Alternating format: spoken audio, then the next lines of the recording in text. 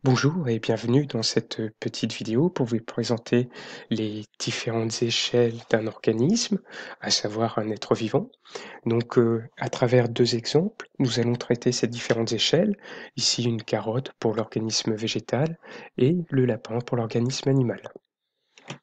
Donc, les organismes sont regroupés en différents systèmes. Pour une plante, par exemple, on peut avoir le système collinaire. C'est ici la partie supérieure, on verra après les différents organes. Le système racinaire avec différents organes aussi, comme par exemple ici la racine, les radicelles, qui vont former ce système racinaire.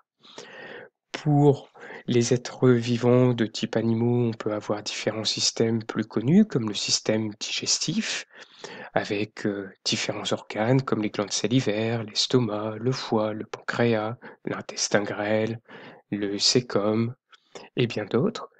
Donc ces systèmes sont composés, comme vous le voyez, de différents organes.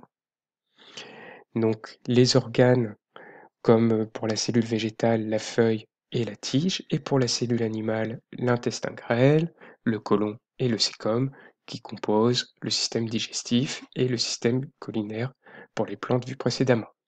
Ces organes sont eux-mêmes composés de différents tissus. Pour les plantes, on peut voir par exemple le tissu conducteur que vous avez peut-être vu au collège, avec notamment la sève élaborée, la sève brute, qui voyagent dans ces tissus conducteurs que nous verrons plus tard. Et on peut avoir aussi d'autres types de tissus, comme ici on voit l'endothélium, qui constitue la paroi du système digestif. Et ces tissus vont eux-mêmes être constitués, comme on peut le voir ici, de nombreuses cellules. Des cellules végétales, des cellules animales, dans nos deux exemples. On peut constater que ces cellules ont beaucoup d'organites différents et que ce ne sont pas forcément les mêmes entre une cellule animale et une cellule végétale. Attention aussi aux différentes échelles, à la taille. Donc une cellule, en moyenne, on va être de l'ordre de 50, ici 200 micromètres.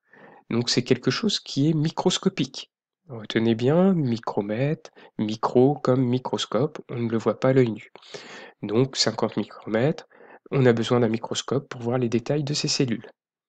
Les tissus, eux, qui sont composés de plusieurs cellules, sont plus visibles, mais restent quand même à une taille qui est assez petite. Donc ici, on est dans l'échelle de l'ordre de 100 micromètres pour l'endothélium, 50 micromètres pour les tissus conducteurs, quelque chose qui reste encore quand même, qui peut être visible à l'œil nu, mais qui souvent se voit mieux au microscope.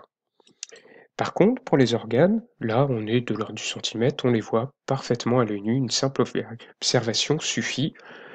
Idem pour les systèmes et pour les organismes qui sont de différentes tailles. Voilà, j'espère que cette vidéo vous aura bien expliqué les différences entre organismes, organes, tissus et cellules. À bientôt et vive les SVT!